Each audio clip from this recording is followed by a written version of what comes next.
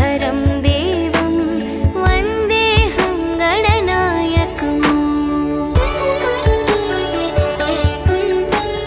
मूषकोत्तममारुह्य देवासुरमहाहवे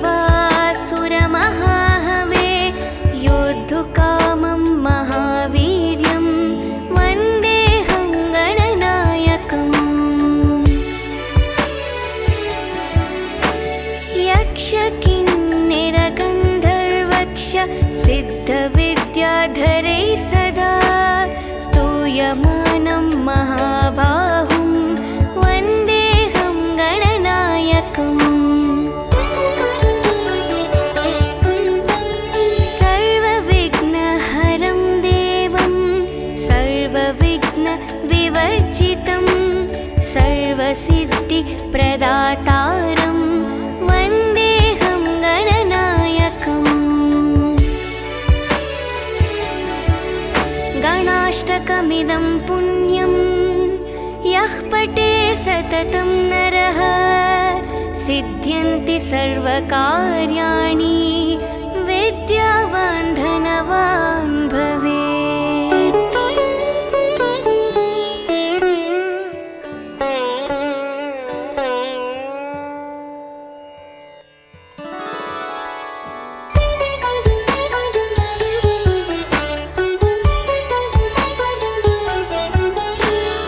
एकदन्तं महाकायं तप्तकाञ्चनसन्निभं लम्बोदरं विशालाक्षं वन्देऽहं गणनायकम्। मौञ्जीकृष्णाजिनधरं नागयज्ञोपवीतिनं बालेन्दुसुकलामौलिं वन्देऽहं गणनायकम्। अम्बिकाहृदयानन्दं मातृभिः परिवेष्टितं भक्तिप्रियं मदोन्मत्तं वन्देऽहं गणनायकम्। चित्ररत्नविचित्राङ्गं चित्रमालाविभूषितं चित्ररूपधरं देवं वन्देऽहं गणनायकम्। गजवक्त्रं सुरश्रेष्ठं कर्णचामरभूषितं पाशाङ्कुशधरं देवं वन्देऽहं गणनायकम्।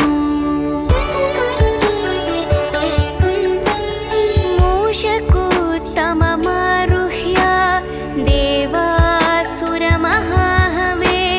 योद्धुकामं महावीर्यं वन्देऽहं गणनायकम्।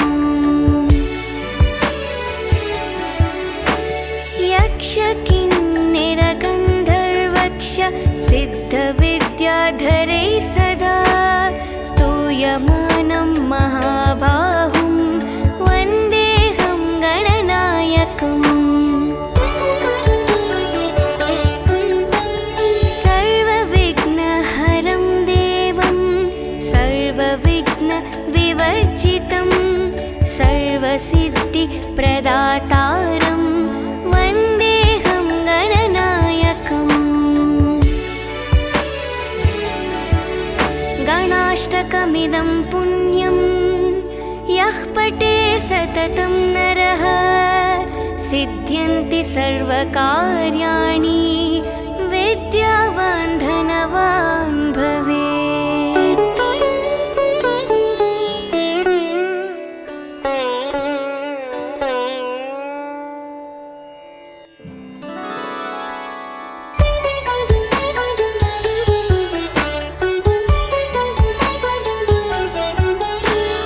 एकदन्तं महाकायं तप्तकाञ्चनसन्निभं लम्बोदरं विशालाक्षं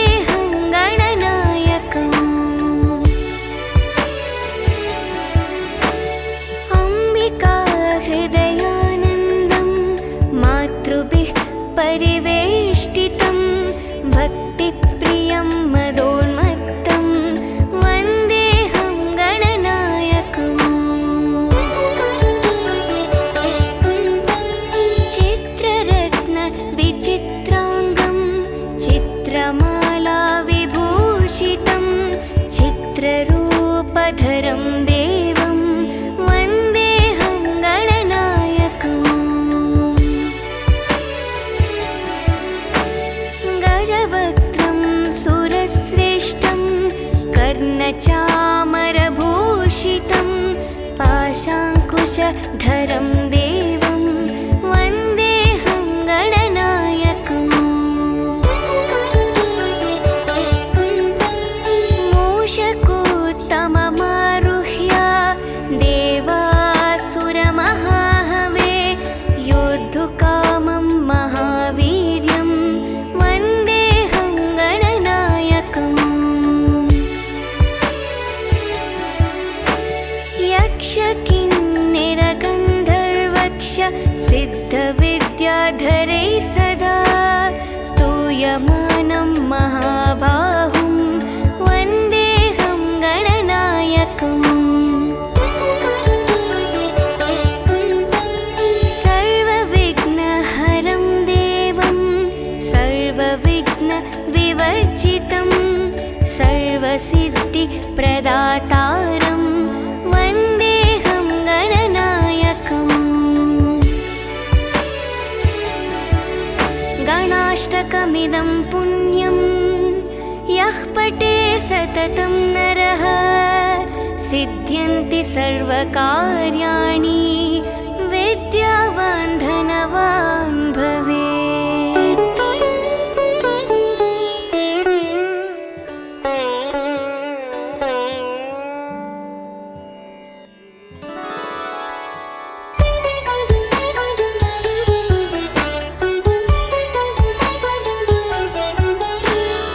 एकदन्तं महाकायं तप्तकाञ्चनसन्निभं लम्बोदरं विशालाक्षं वन्देऽहं गणनायकम् मौञ्जीकृष्णाजिनधरं नागयज्ञोपवीतिनं बालेन्दुसुकलामौलिं वन्देऽहं गणनायकम् अम्बिकाहृदयानन्दं मातृभिः परिवेष्टितं भक्तिप्रियं मदोन्मत्तं वन्देऽहं गणनायकम् चित्ररत्नविचित्राङ्गं चित्रमालाविभूषितं चित्ररूपधरं देवं वन्देऽहं गणनायकम् गजवक्त्रं सुरश्रेष्ठं कर्णचामरभूषितं पाशाङ्कुशधरं देवं वन्देऽहं गणनायकम्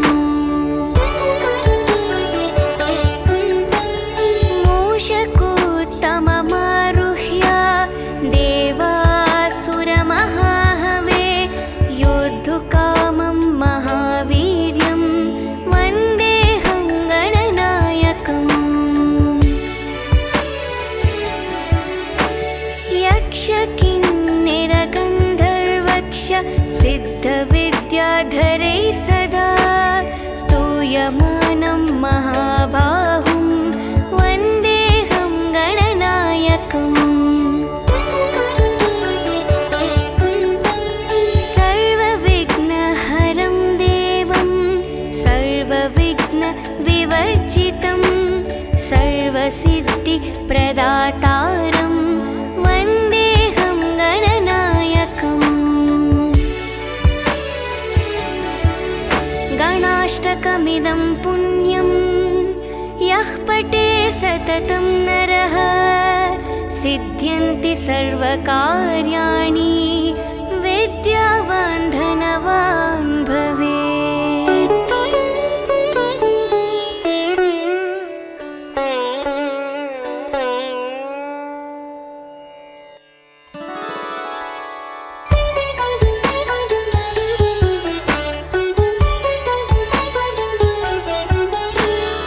एकदन्तं महाकायं तप्तकाञ्चनसन्निभं लम्बोदरं विशालाक्षं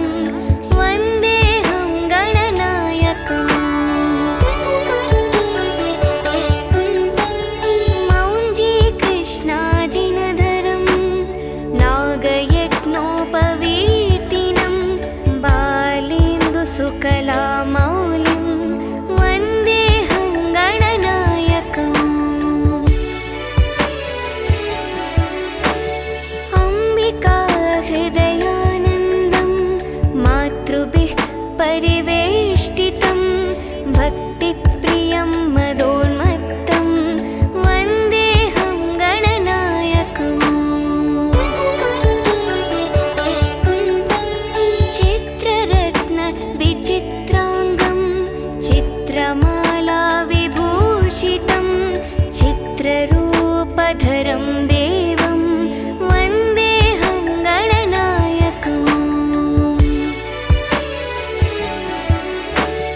गजवक्त्रं सुरश्रेष्ठं कर्णचामरभूषितं पाशाङ्कुशधरं देवं वन्देऽहं गणनायकम् मूषकोत्तममारुह्य देवासुरमहाहवे योद्धुकामं महावीर्यं वन्देऽहं गणनायकम् यक्षकिन्निरगन्धर्वक्ष सिद्धविद्याधरैः सदा स्तूयमानं महाबाहुं वन्देऽहं गणनायकम् सर्वविघ्नहरं देवं सर्वविघ्नविवर्जितं सर्वसिद्धिप्रदातारं वन्देऽहं गणनायकम् गणाष्टकमिदं पुण्यं यः पठे सततं नरः सिद्ध्यन्ति सर्वकार्याणि विद्यावान् धनवान् भवेत्।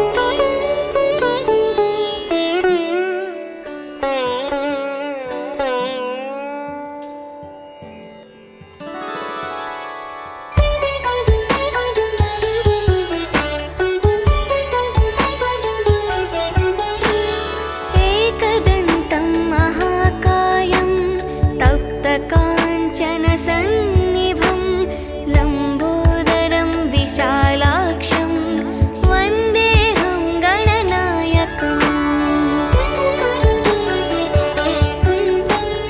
मौञ्जीकृष्णाजिनधरं नागयज्ञोपवीतिनं बालेन्दुसुकलामौलिं वन्देऽहं गणनायकम् अम्बिकाहृदयानन्दं मातृभिः परिवेष्टितं भक्तिप्रियं मदोन्मत्तं वन्देऽहं गणनायकम् चित्ररत्नविचित्राङ्गं चित्रमालाविभूषितं चित्ररूपधरं देवं वन्देऽहं गणनायकम् गजवक्त्रं सुरश्रेष्ठं कर्णचामरभूषितं पाशाङ्कुशधरं देवं वन्देऽहं गणनायकम्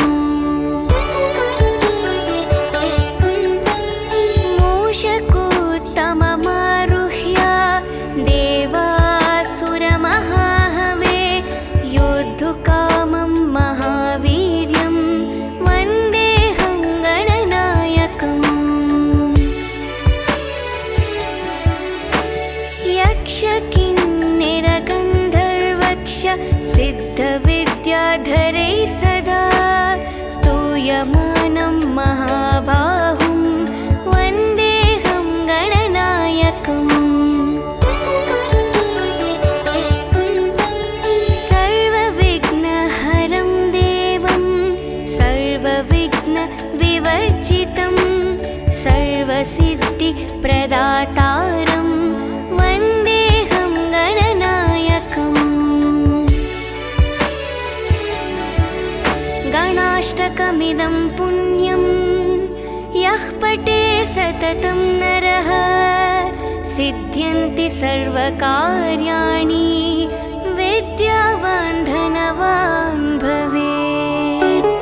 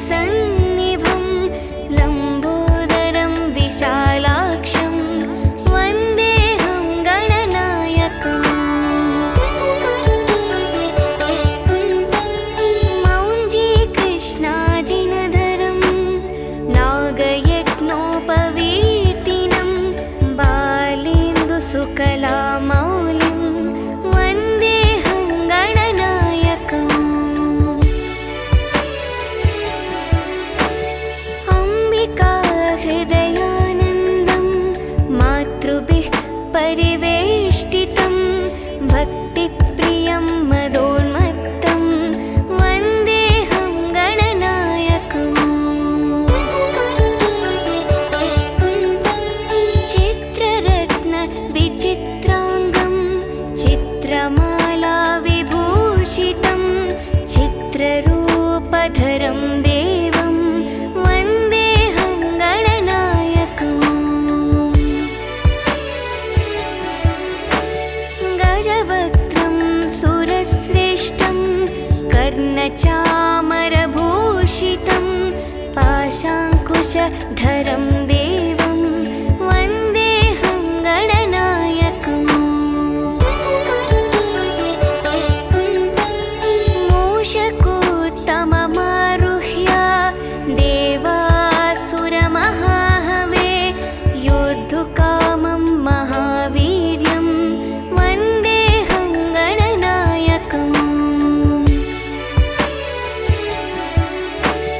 यक्षकिन्निरगन्धर्वक्ष सिद्धविद्याधरै सदा स्तूयमानं महाबाहुं वन्देऽहं गणनायकम् सर्वविघ्नहरं देवं सर्वविघ्नविवर्जितं सर्वसिद्धिप्रदातारं वन्देऽहं गणनायकम् गणाष्टकमिदं पुण्यं यः पठे सततं नरः सिद्ध्यन्ति सर्वकार्याणि विद्यावान् धनवान् भवेत्।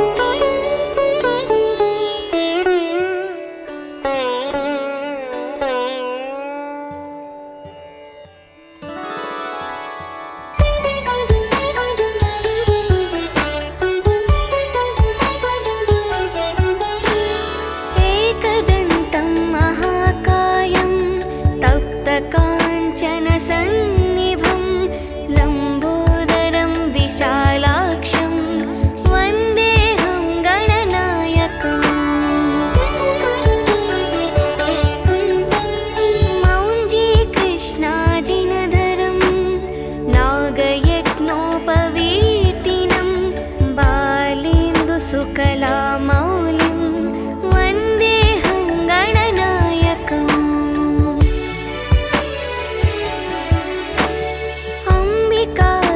अम्बिकाहृदयानन्दं मातृभिः परिवेष्टितं भक्तिप्रियं मदोन्मत्तं वन्देऽहं गणनायकम् चित्ररत्न विचित्राङ्गं चित्रमाला विभूषितं चित्ररूपधरं देवं वन्देऽहं गणनायकम् गजवक्त्रं सुरश्रेष्ठं कर्णचामरभूषितं पाशाङ्कुशधरं देवं वन्देऽहं गणनायकम्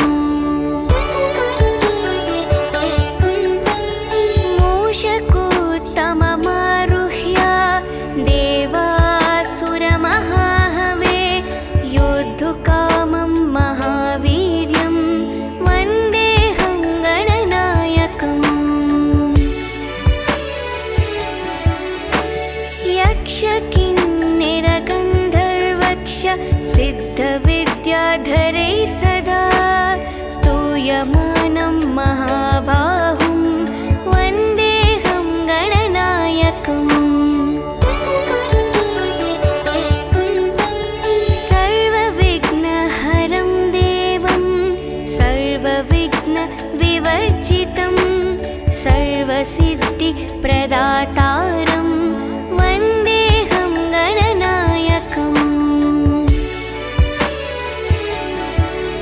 गणाष्टकमिदं पुण्यं यः पठे सततं नरः सिद्ध्यन्ति सर्वकार्याणि विद्यावान् धनवान् भवेत्।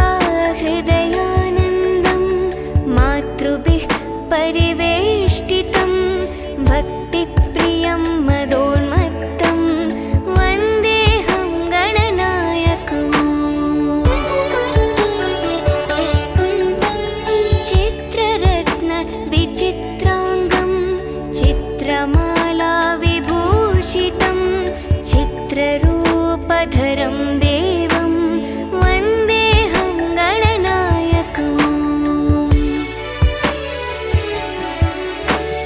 गजवक्त्रं सुरश्रेष्ठं कर्णचामरभूषितं पाशाङ्कुशधरं देवं वन्देऽहं गणनायकम् मूषकोत्तममारुह्य देवासुरमहाहवे योद्धुकामं महावीर्यं वन्देऽहं गणनायकम् यक्षकिन्निरगन्धर्वक्ष सिद्धविद्याधरै सदा स्तूयमानं महाबाहुं वन्देऽहं गणनायकम्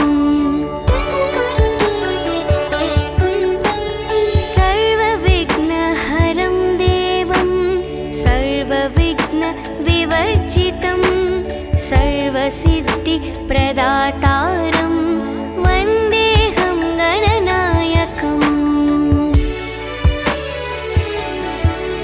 गणाष्टकमिदं पुण्यं यः पठे सततं नरः सिद्ध्यन्ति सर्वकार्याणि विद्यावान् धनवान् भवेत्।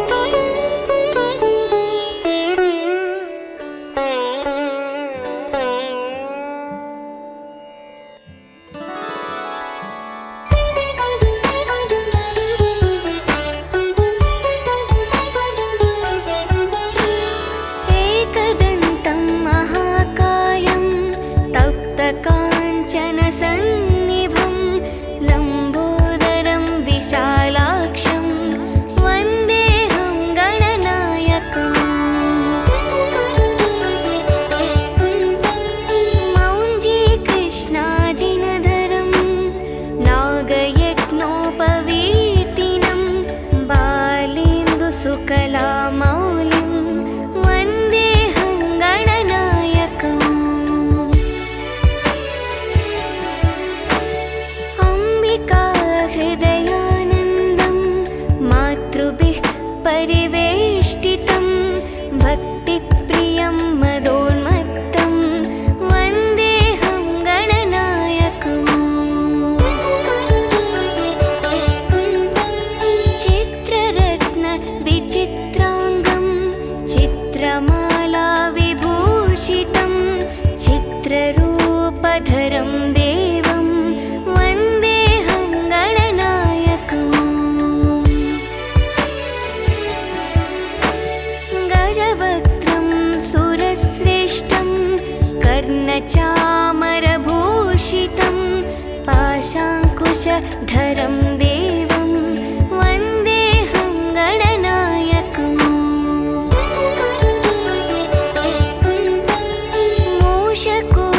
मूषकोत्तममारुह्य देवासुरमहाहवे योद्धुकामं महावीर्यं वन्देऽहं गणनायकम् यक्षकिन्निरगन्धर्वक्ष सिद्धविद्याधरै सदा स्तूयमानं महाबाहुं वन्देऽहं गणनायकम् सर्वविघ्नहरं देवं सर्वविघ्नविवर्जितं सर्वसिद्धिप्रदातारं वन्देऽहं गणनायकम्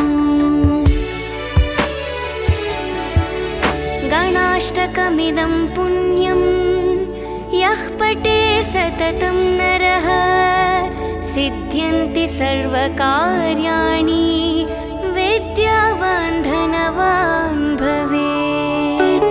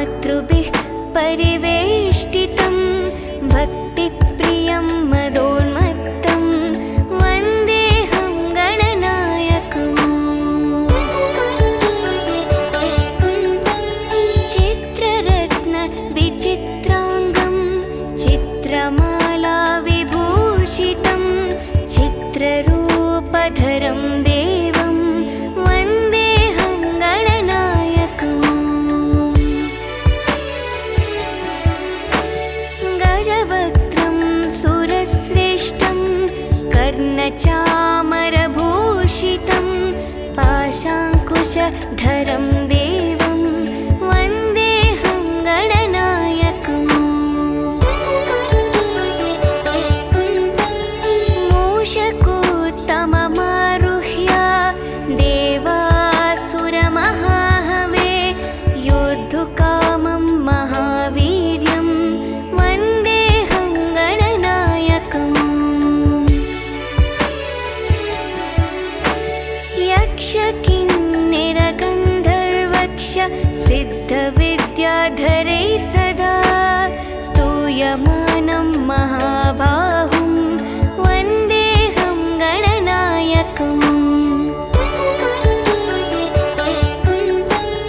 सर्वविघ्नहरं देवं सर्वविघ्नविवर्जितं सर्वसिद्धिप्रदातारं वन्देऽहं गणनायकम्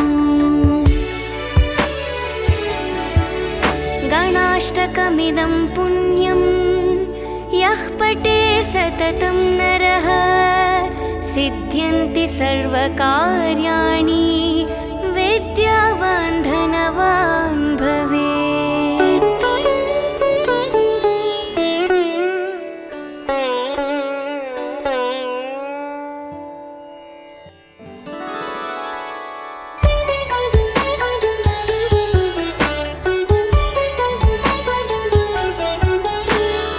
एकदन्तं महाकायं तप्तकाञ्चनसन्निभं लम्बोदरं विशालाक्षं वन्देऽहं गणनायकम्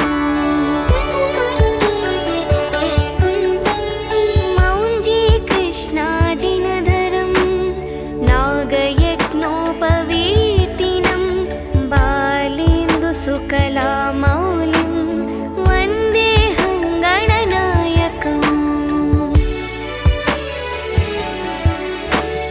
अम्बिकाहृदयानन्दं मातृभिः परिवेष्टितं भक्तिप्रियं मदोन्मत्तं वन्देऽहं गणनायकम् चित्ररत्नविचित्राङ्गं चित्रमालाविभूषितं चित्ररूपधरं देवं वन्देऽहं गणनायकम्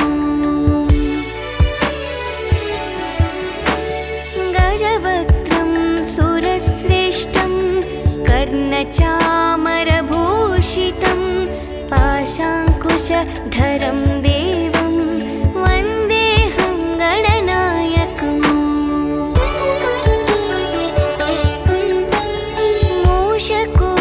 मूषकोत्तममारुह्य देवासुरमहाहवे योद्धुकामं महावीर्यं वन्देऽहं गणनायकम् यक्षकिन्निरगन्धर्वक्ष सिद्धविद्याधरैः सदा स्तूयमानं महाबाहुं वन्देऽहं गणनायकम् सर्वविघ्नहरं देवं सर्वविघ्नविवर्जितं सर्वसिद्धिप्रदातारं वन्देऽहं गणनायकम् गणाष्टकमिदं पुण्यं यः पठे सततं नरः सिद्ध्यन्ति सर्वकार्याणि विद्यावान् धनवान् भवेत्।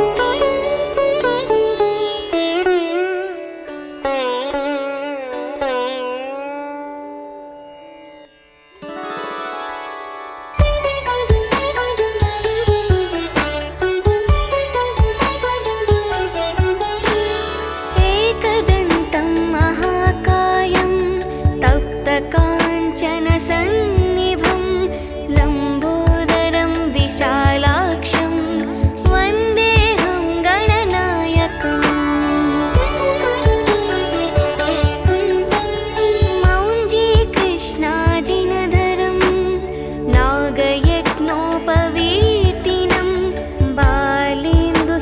सकलामौलिं वन्देऽहं गणनायकम् अम्बिका हृदयानन्दं मातृभिः परिवेष्टितं भक्तिप्रियं मदोन्मत्तं वन्देऽहं गणनायकम् चित्ररत्नविचित्राङ्गं चित्रमाला विभूषितं चित्ररूपधरं देवं वन्देऽहं गणनायकम् गजवक्त्रं सुरश्रेष्ठं कर्णचामरभूषितं पाशाङ्कुशधरं देवं वन्देऽहं गणनायकम्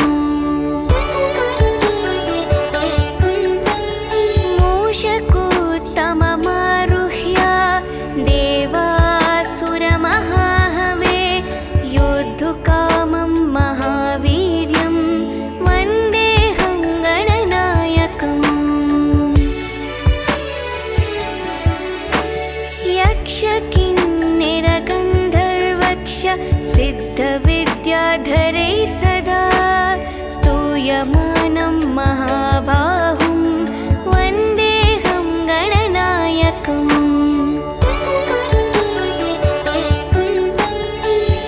सर्वविघ्नहरं देवं सर्वविघ्नविवर्जितं सर्वसिद्धिप्रदातारं वन्देऽहं गणनायकम्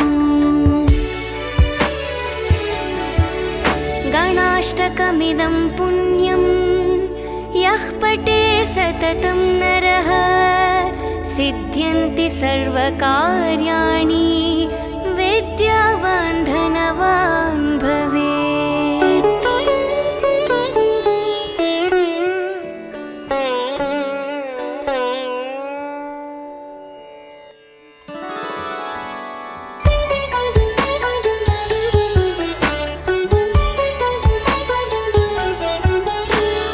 एकदन्तं महाकायं तप्तकाञ्चनसन्निभं लम्बोदरं विशालाक्षं वन्देऽहं गणनायकम्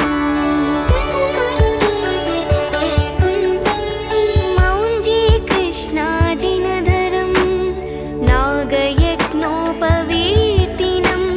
बालेन्दुसुकलामौलिं वन्देऽहं गणनायकम्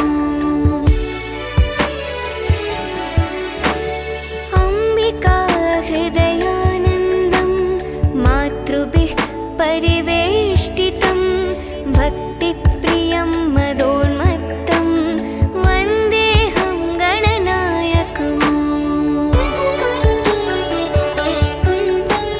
चित्ररत्नविचित्राङ्गं चित्रमाला विभूषितं चित्ररूपधरं देवं वन्देऽहं गणनायकम् गजवक्त्रं सुरश्रेष्ठं कर्णचामरभूषितं पाशाङ्कुशधरं देवं वन्देऽहं गणनायकम्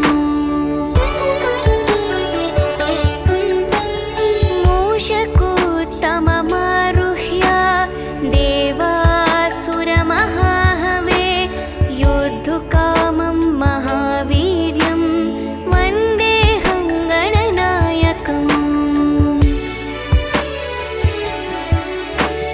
यक्षकिन्निरगन्धर्वक्ष सिद्धविद्याधरैः सदा स्तूयमानं महाबाहुं वन्देऽहं गणनायकम्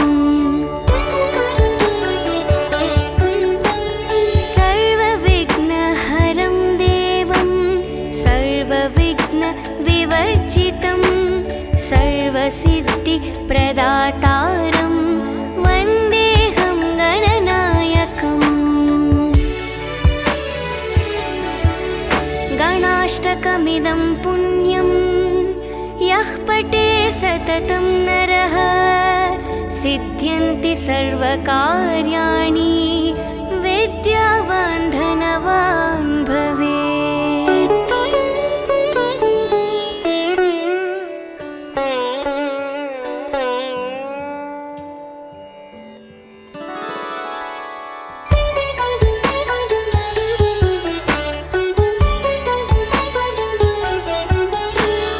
एकदन्तं महाकायं तप्तकाञ्चनसन्निभं लम्बोदरं विशालाक्षं वन्देऽहं गणनायकम्।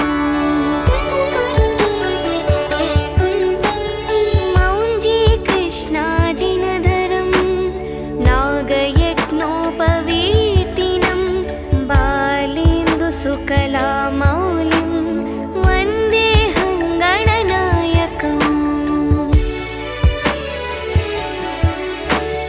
अम्बिका हृदयानन्दं मातृभिः परिवेष्टितं भक्तिप्रियं मदोन्मत्तं वन्देऽहं गणनायकम्। चित्ररत्नविचित्राङ्गं चित्रमाला विभूषितं चित्ररूपधरं देवं वन्देऽहं गणनायकम्। गजवक्त्रं सुरश्रेष्ठं कर्णचामरभूषितं पाशाङ्कुशधरं देवं वन्देऽहं गणनायकम्। मूषकोत्तममारुह्य देवासुरमहाहवे योद्धुकामं महावीर्यं वन्देऽहं गणनायकम्। यक्षकिन्निरगन्धर्वक्ष सिद्धविद्याधरै सदा स्तूयमानं महाबाहुं वन्देऽहं गणनायकम्। सर्वविघ्नहरं देवं सर्वविघ्नविवर्जितं सर्वसिद्धिप्रदातारं वन्देऽहं गणनायकम्। गणाष्टकमिदं पुण्यं यः पठे सततं नरः सिद्ध्यन्ति सर्वकार्याणि विद्यावान् धनवान् भवेत्।